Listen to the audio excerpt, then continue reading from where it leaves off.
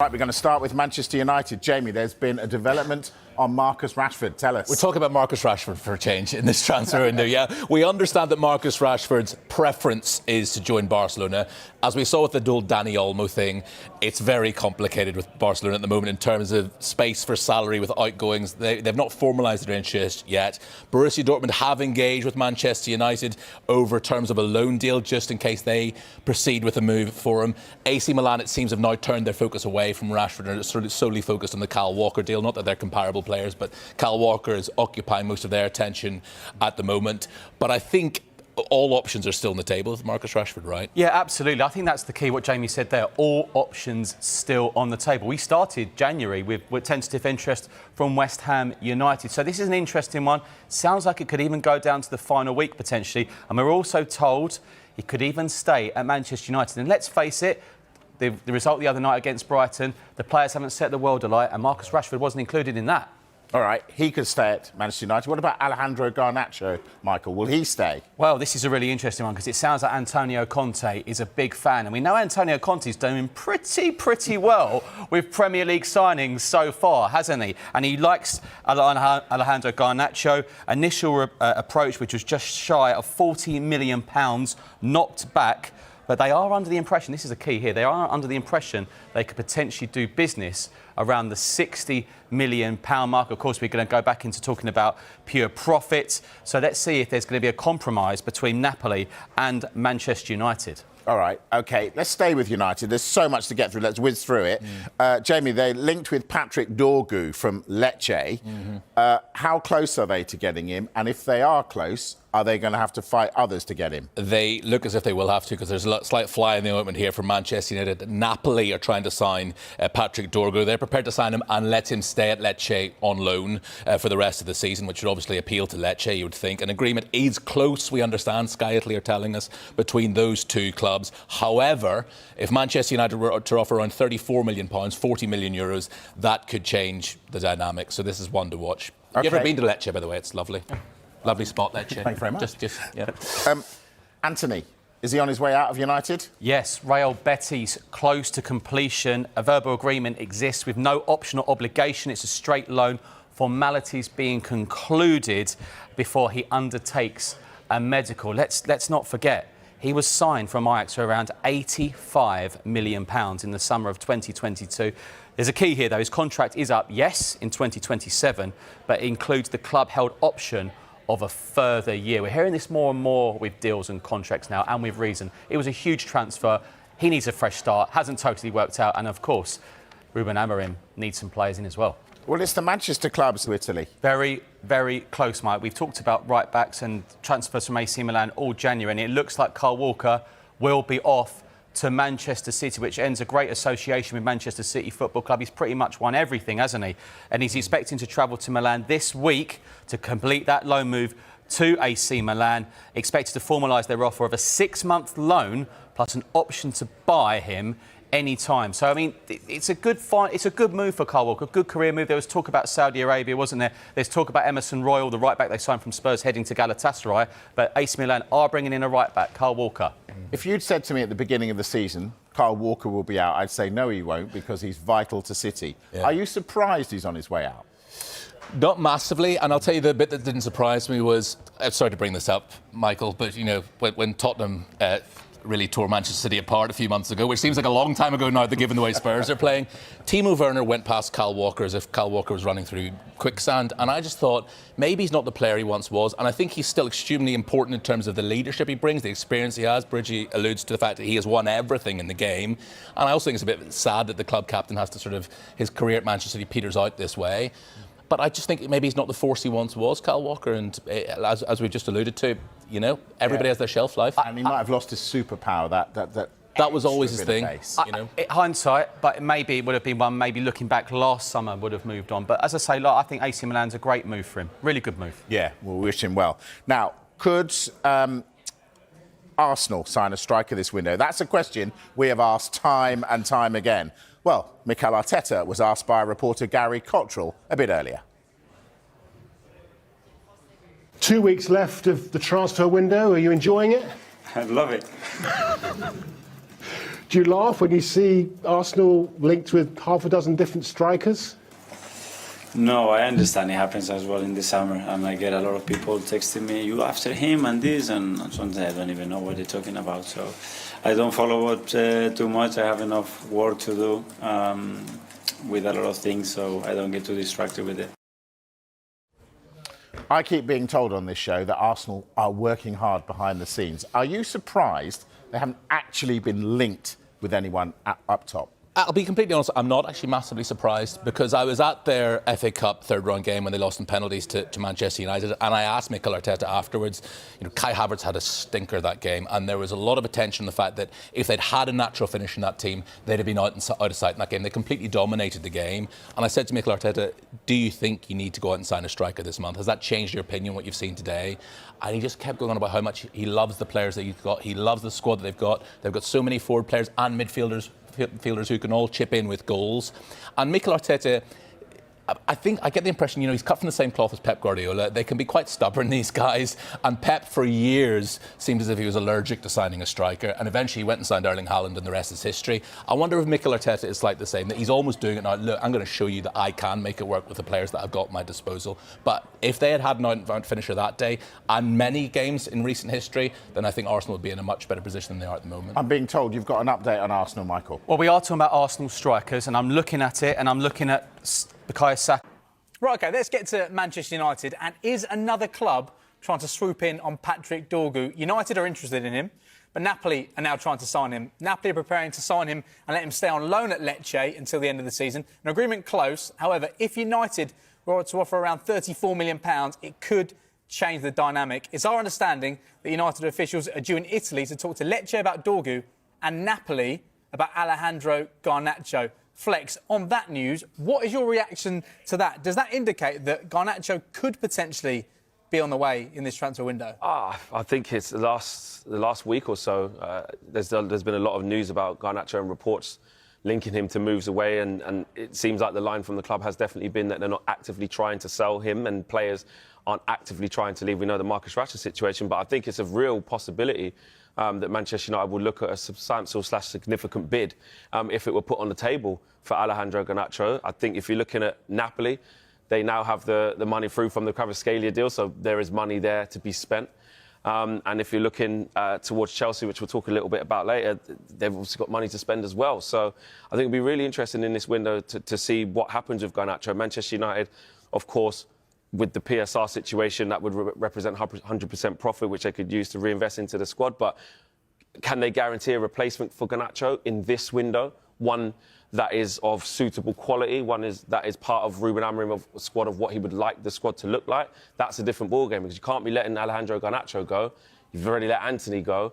Marcus Rashford's looking to leave. If there aren't ready-made replacements for these players in this window, Manchester United will be severely weaker. And you can look at Manchester United now and think, what does weaker look like? But it would really be a lot worse if you give away 3 other players without replacement.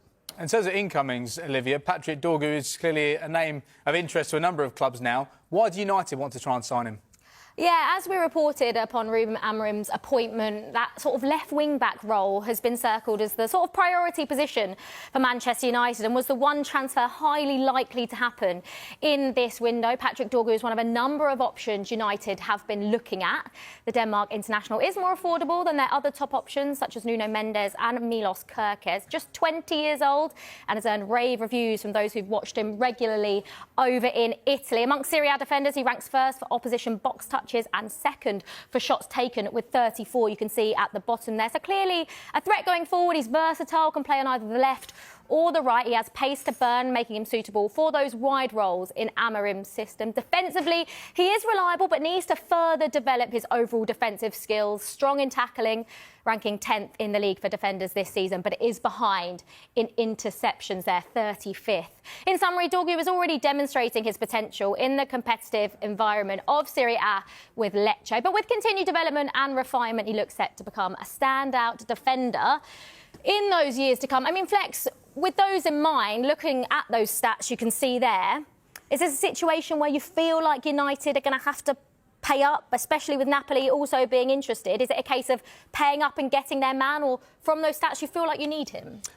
From that point of view, if Manchester United have identified him as a player that they really would like under Ruben Amorim, yes, if they see him as that important, you're going to have to pay. What I find interesting here in this news today, with the breaking news of sort of Napoli trying to get involved in this deal, is the fact that they're willing to buy him and leave him on loan at Lecce to develop further, or they've probably got different needs to Manchester United, whereas United, what we're being told is that they want to get him in now.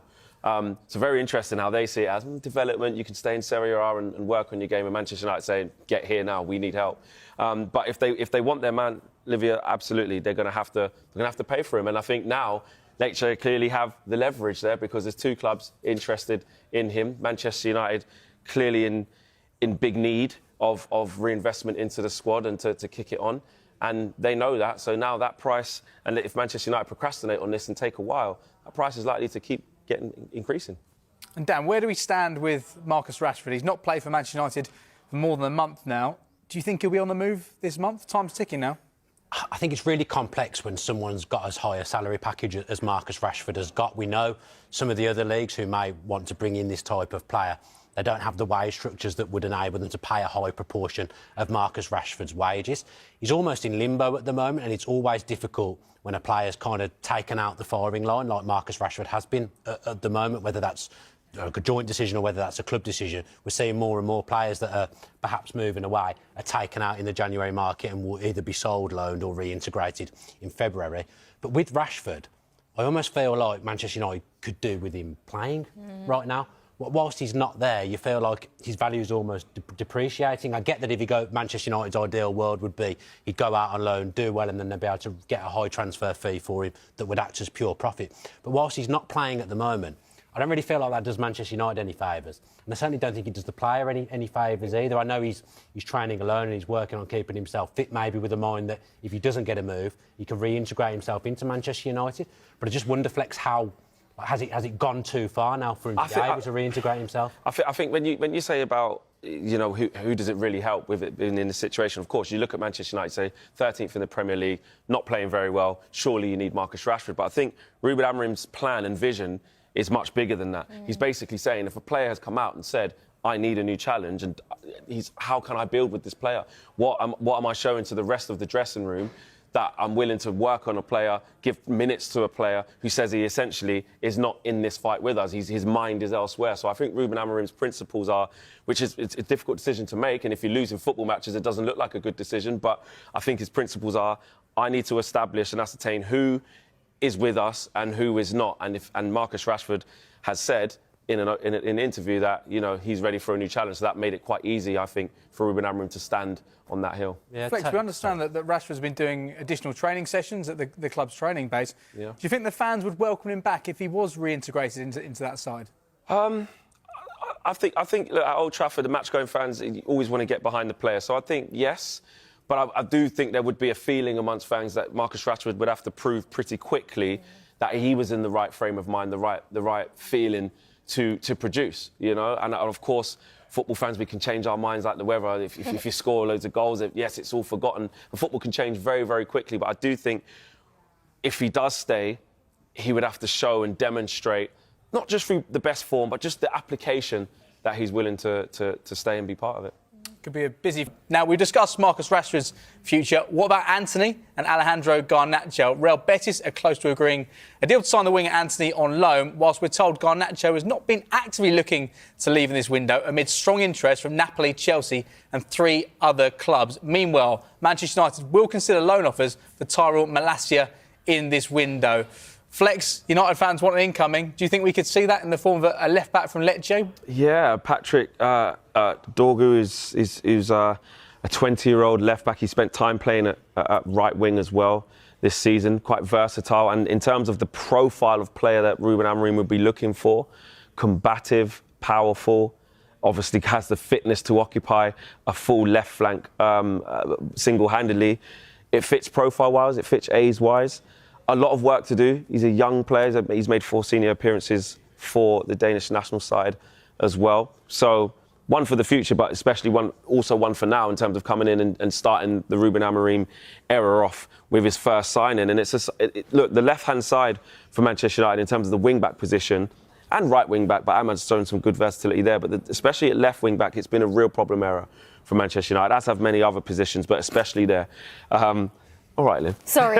There's been a lot. Chelsea were down there. I know, right? Exactly. You know what it's like. I know. I can. That's why I was laughing, because I can relate to you, can Flex. feel the pain. I know what you're going through when you've got more than one problem in plenty of positions. But you have to start somewhere, right? Yeah. You have to start somewhere. And Diogo Dalot is a competent footballer. He's an out-and-out right-back by trade.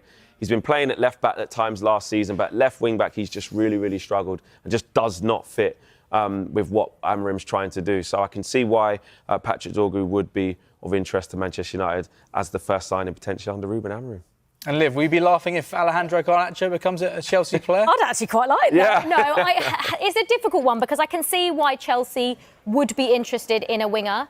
Obviously, the situation with Mykhailo Mudryk, we don't really know what's going on there. We haven't really heard much since the first bit of news came out about him. Now, Chelsea have Pedro Neto, they have Jadon Sancho.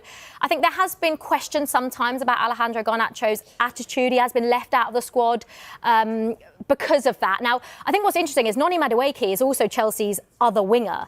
Now, he played last night, he scored, albeit it should have been a Trevor Chalobah goal, but the wingers want to get goals, and that's what he did. Yet Enzo Maresca still came out after the game and almost criticised him and said, he needs to be better. This is a player that's been in and out of the Chelsea squad because of certain reasons that Maresca has made that final decision on. So I can see why Chelsea would be interested in him. I really like Alejandro Garnacho as a player, still so young, and I think he's quite unique in what he can offer. However, I just think when I look at this Chelsea side, I don't think they're screaming out for a winger. I feel like there's other positions in this team that Chelsea should be prioritising. And Dan, when it comes to Garnacho, we know he's not actively looking to leave the football club. We know the constraints that United are dealing with from a PSR point of view. Can they afford to let him go, or is it something they need to make happen if they're to reinvest the squad and sign players that fit within Ruben Amorim's system, like a left wing-back? Yeah, I mean, I'm a bit scared to talk in case Liv bursts out laughing when I talk, but it feels like maybe apart from 2 or 3 at Manchester United that no player is untouchable, that if they're to shape this squad and rebuild this squad in the mould that Amorim wants, sacrifices may have to be made at some point.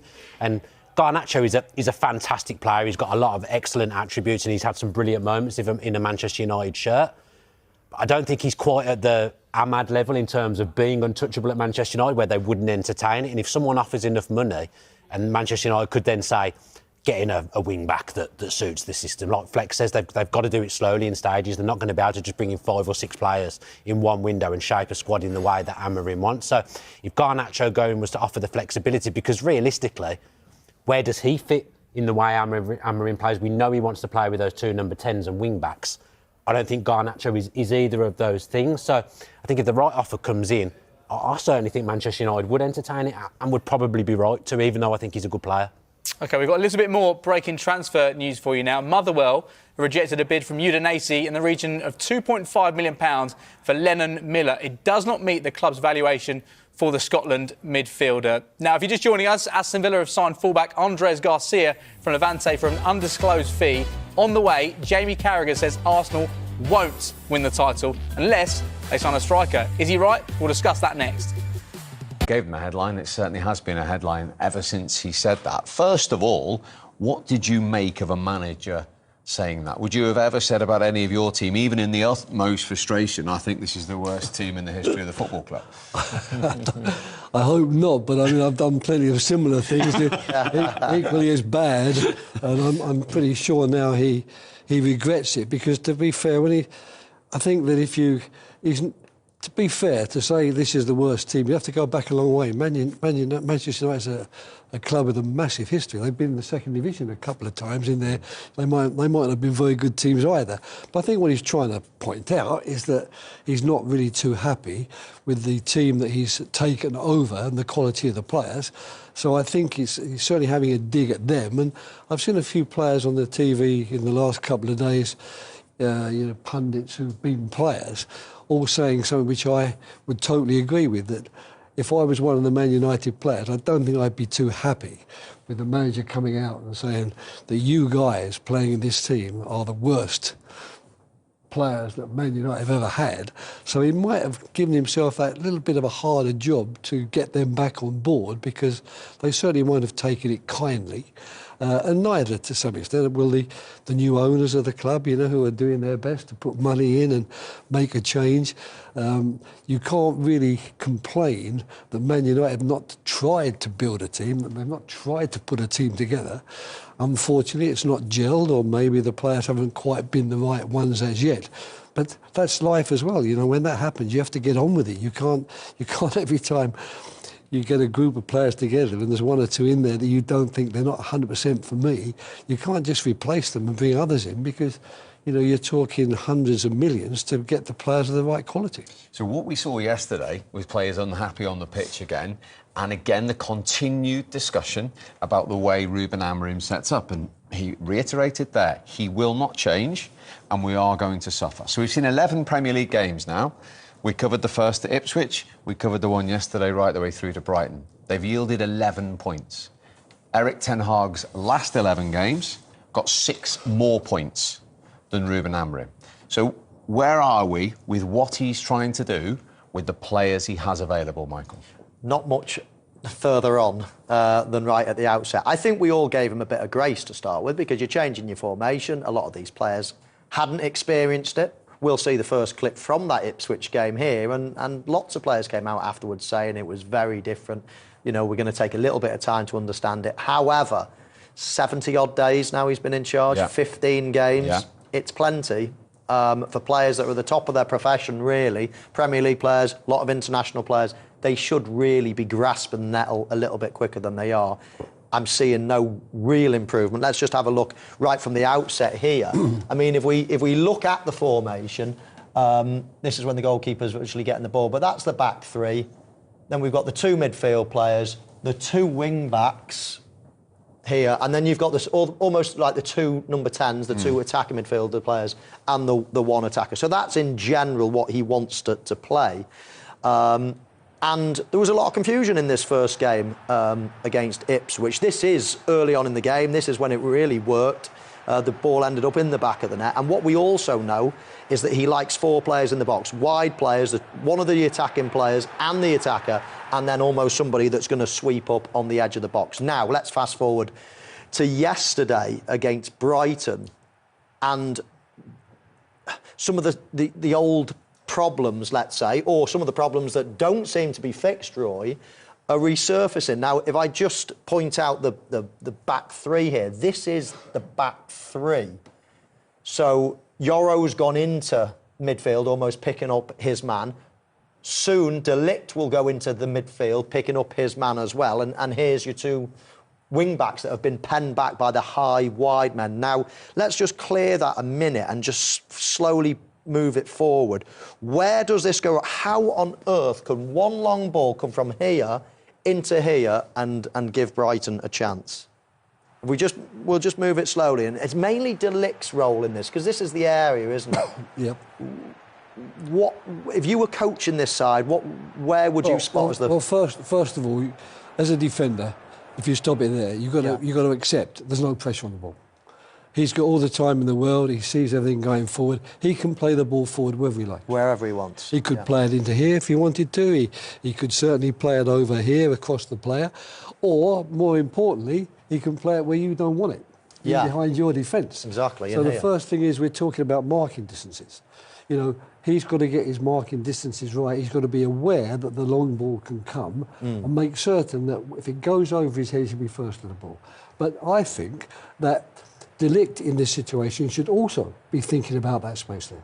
I think he should also be thinking, hold on, he could get it in there, but that's not the end of the world if it happens. But if he does get it in here and he outruns my colleague here, we're in trouble. So Can I just ask you a question there? Is that De Ligt making a personal decision on the pitch, or is that the way he's been set up and asked to play? I couldn't tell you that, because I don't know, can I tell you, in my Do you think if he was in a back 4, he'd be comfortable making that I would be decision? very unhappy about him coming out there towards this player and leaving that space there, because if it goes in, there's no chance of Maguire getting across. Now, you could argue that in an ideal world, as the defender moves the ball here and looks forward to play the ball into this sort of area, I would want him in there and him. I'd want them both coming across, really, because this player, as he moves across there, becomes less dangerous. They can't get the ball to him.